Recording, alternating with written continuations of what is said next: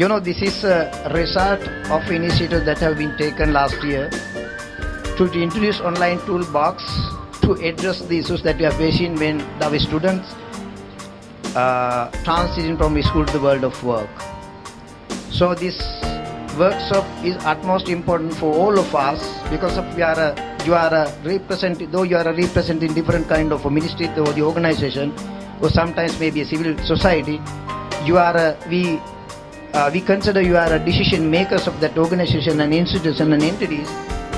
Thus, this is very important for your people because of you are going to support to our children, those who are still in schools, and young people, those who are trying to catch the world of work.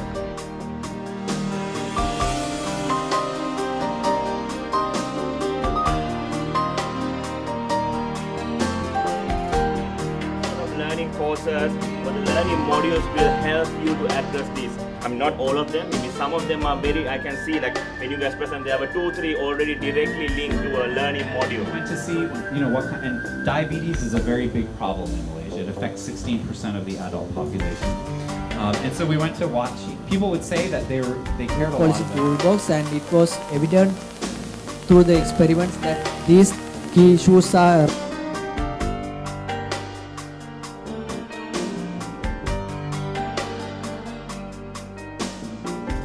actually there is a tremendous need of having a dialogue with our government decision makers, policy makers and political leadership, as well as that youth representative, youth organization, youth-led bodies and Youth Service Council and the National Federation of Youth Service Council and our youth parliamentarian and the and other stakeholders should get together and work for the implementation of Sri Lankan youth policy, which is now in the process of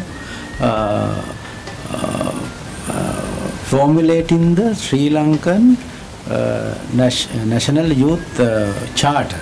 Because earlier we had that non-digital era, and we had to do everything in manually.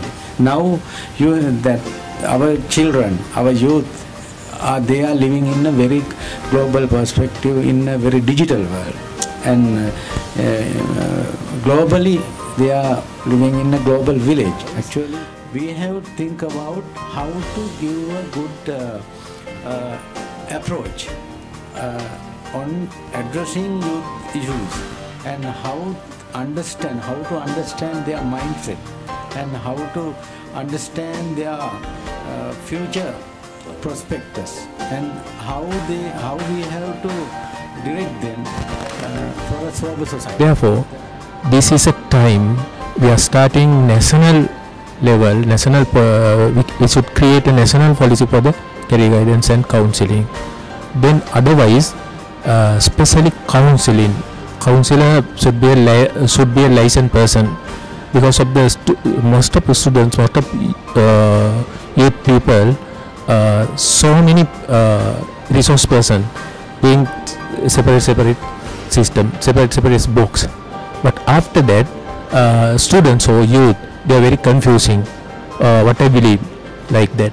Therefore, I propose finally and especially I would like announce we should create a national career guidance system for the Sri Lanka. Thank you.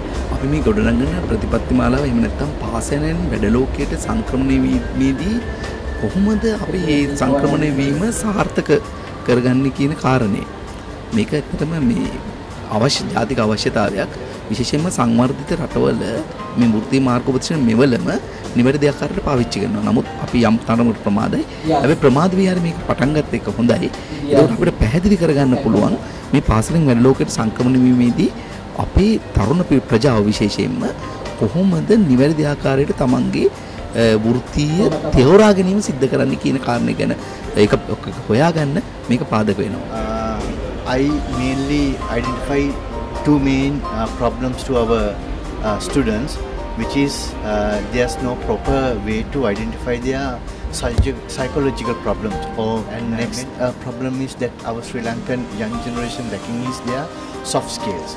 So I hope that this toolbox come up with a solution to identify their, help them to improve their soft skills, as well as some way of talking to their psychological problems. That's the main two issues that our young generation facing.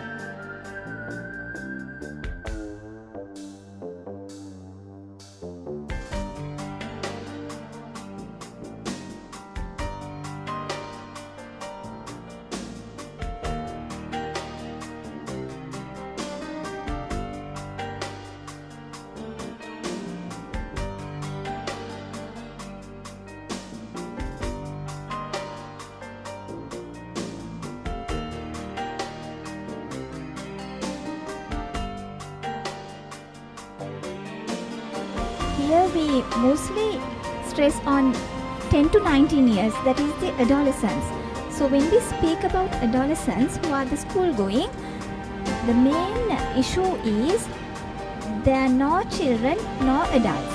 As adolescents, they try to experience different things. This is a transient period.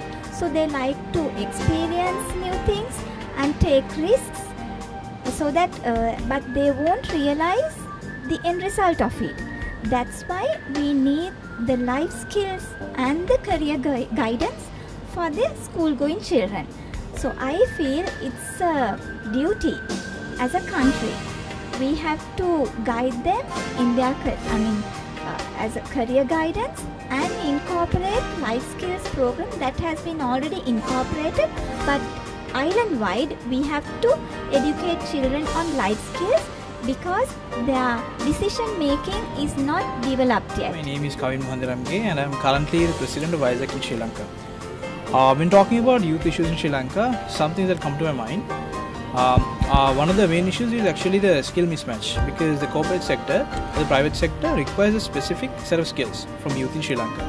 But actually if we consider the education system and also the curricula that we have in Sri Lanka, I don't believe that particular curricula or the things that we teach in schools and also universities cater to the requirement of the private sector. So I believe that to be one of the major issues when you consider one of the problems when it comes to youth employment in Sri Lanka. And another thing would be reforming and updating the curricula and also the education system.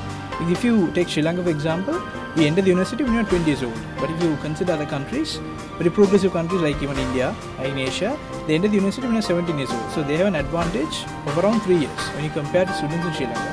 So I believe that has to also change, because that gives you the advantage of actually entering the workforce and gaining some experience. So that again is another issue. Then if you talk about the cultural barriers that we have in Sri Lanka, that is also a major issue when it comes to the women empowerment and also the gender imbalance that we have in the workforce.